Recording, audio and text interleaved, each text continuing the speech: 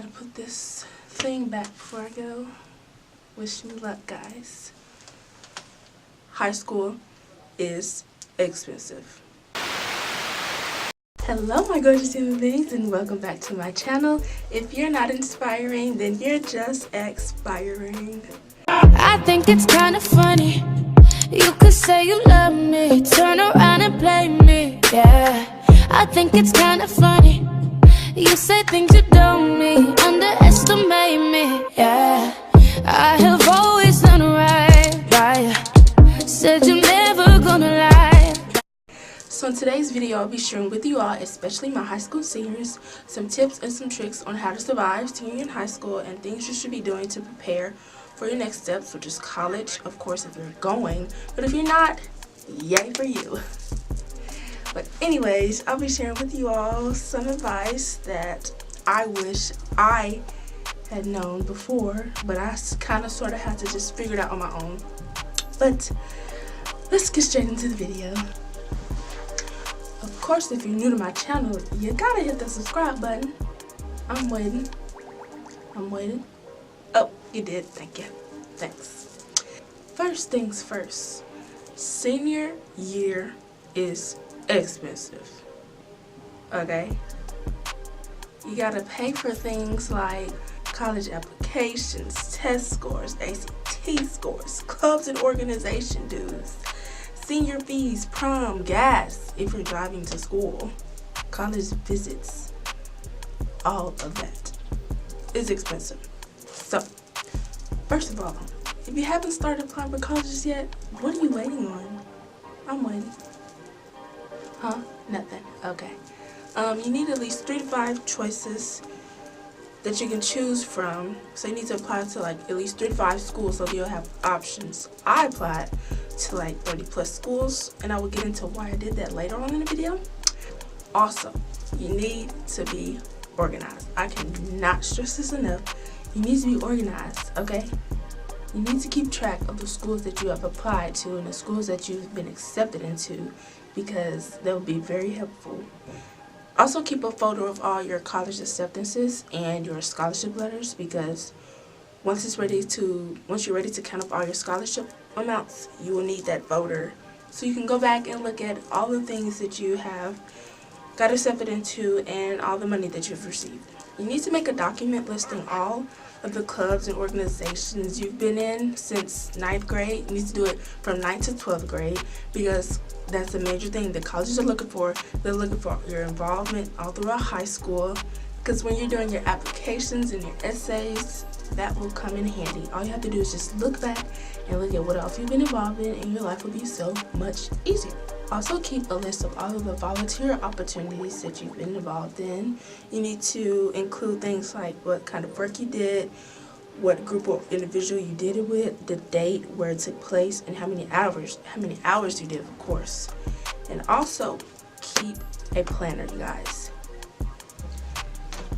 I had to set my phone down for that one. Keep a planner, because deadlines will be approaching you fast, and you need to know how soon they are coming up, because you will have deadlines after deadlines, and you just can't keep that in your head. You just can't mentally keep all of that in your head. So you need to write it down, plan out everything, and do not procrastinate, because it's the struggle.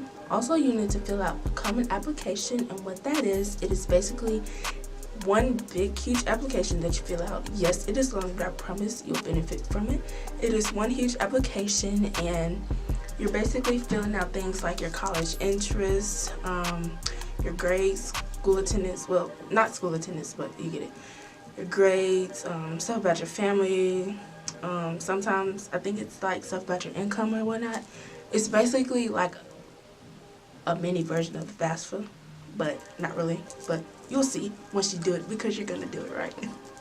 But anyways, it is basically an app that is sent to all the colleges, that is an application that is sent to all the colleges that you apply for via the Common App. You can apply to up to like 20 or 30 schools, I believe. I have to look that up, but I will leave the link in the description box. Also, you need to make one good solid application essay because all the colleges do is basically ask the same thing.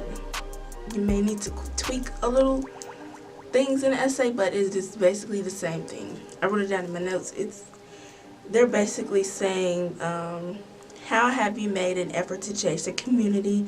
How did this impact your life? And did you benefit from it or the community? Some stuff like that. You need to write something in between those lines, and you may need to tweak it, you may not need to, but one good solid essay will save your life, I'm telling you. But if you're doing it via the Common App, of course you don't have to do it for each school. It's just going to be sent out to all the schools that you apply for. How did I get $1 million plus in scholarship? Great you asked that question. How did I do it? I applied to a lot of schools. I applied to like 30 plus schools, and I've been accepted into like 25 out of 30 schools. Not to brag or anything, but I think that is pretty good. So, you need to apply to a lot of schools if you want that 1 million plus in scholarship when they announce your name and announce the amount that you have received when you walk across that stage for graduation. Everyone's gonna be applauding. Good, yeah. Woo, woo, woo, woo. That's a big number, 1 million plus. I've known some people that got like 3 million plus. Yay for them. And no, this isn't the amount that you get from one school. It is just the amount combined from all the schools that you've applied for and all the schools that gave you money. It is not just one amount set from one school. So once I applied to my top 3 schools, I made it a priority to apply to a lot of small schools, because the small schools tend to give you money faster than these big schools, because they may still be in like the process of accepting you. So smaller schools that people don't really know about, they're more likely to accept you faster than these big schools. Now, if you're like me and not a very well test taker, do not stress, honey. College is not all about what score you made on the ACT. Once you get in college, it's not about that. It's about how well you do in your classes, and really you just have to study. It's not like common sense. You just have to read a lot of reading. So you just have to work your best in college. So if you're, like I said, if you're not a great test taker, it's okay. It's not the end of the world. Do not stress, because the ACT is not the only thing that determines whether you get into a school or not. Yes, it plays a major role, but it's not the only thing that they determine if you're accepted into school or not. So colleges look at things like your grades or your GPA, your involvement, your volunteer attendance, behavior in school, and also your work ethic. These are kinds of things that saved me and got me to a lot of schools, just because they saw how involved I was in school. I was in like 20 plus clubs and organizations throughout my high school year. Keep in mind, you can get into school with a low ACT score. You may not be offered as much money as people with high ACT scores, but trust me, you will still get in. You'll just have to work harder than the people that did get a high ACT score with the scholarships and stuff. So you have to apply to more schools and apply to more scholarships in order to get a lot of money from that school. And I admit, I did get an AT on the ACT. Yes, I am ashamed of it, but so be it. I have test anxiety, and I'm just not a very good test taker when it comes to state testing. And because teachers did not spend copious amounts of time teaching things pertaining to the ACT, which they should. Anyways, yeah. So I didn't really worry too much about it, because I still did pretty good in high school. Made it out with a 4.5 GPA. Disclaimer, I am not saying deliberately go in and fail the ACT.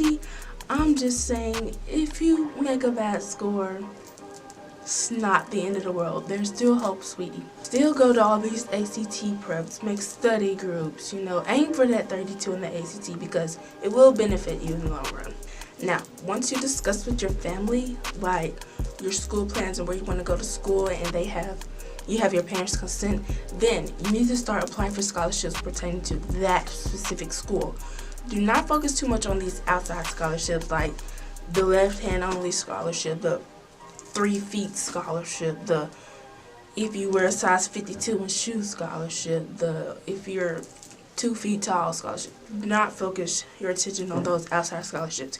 You need to focus your attention on the scholarships pertaining to that school, because those are more than likely guaranteed to you. And the other scholarships, like outside scholarships, only 2 people out of 65 million people get those. So do not put all your stress and worry on those scholarships. You know, you may get lucky and end up receiving one of those scholarships, but do not bank on it, I'm telling you.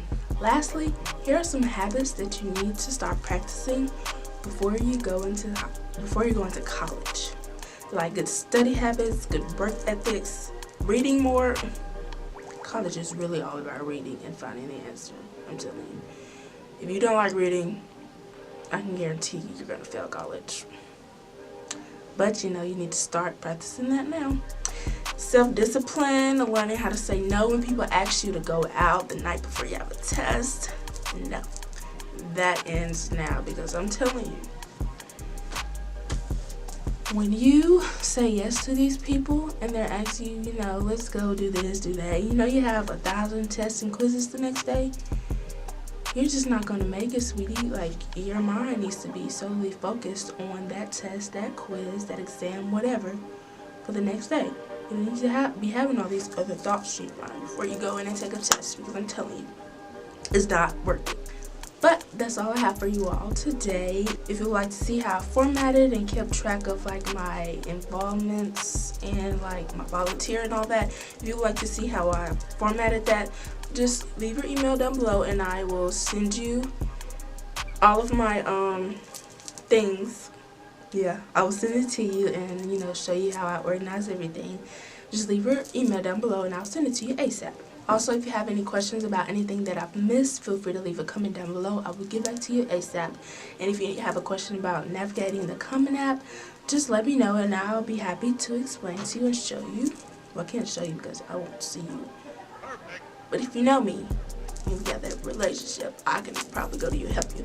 But if we don't, I'll try my best to, you know, tell you via social media or whatnot. But anyways, just leave a comment down below if you have any questions pertaining to anything. So, that is the end of this video. I hope you all do well, succeed in life, because life is just beautiful, and thank God for life. Amen. Anyways, I'll see you all in the next video. Please subscribe to my channel, like this video if you'd like to see more advice videos, tips, tricks, whatever. Please leave a comment down below and I will try my best to do that for y'all. See ya.